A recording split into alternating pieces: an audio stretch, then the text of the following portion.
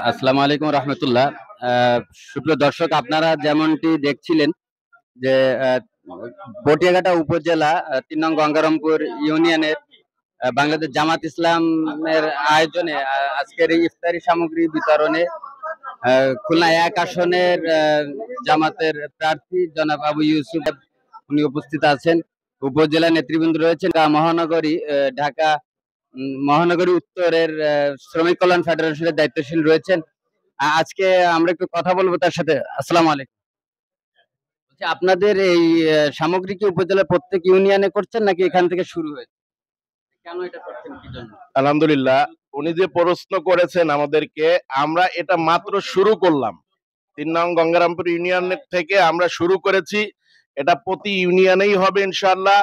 এবং আমরা যখনই যার সমস্যা দেখব, জানতে পারবো, আমরা তার কাছেই ছুটে যাব ইনশাআল্লাহ। আলহামদুলিল্লাহ, ধন্যবাদ। আপনারা দেখতে পাচ্ছেন আমাদের খুলনা ১ আসনের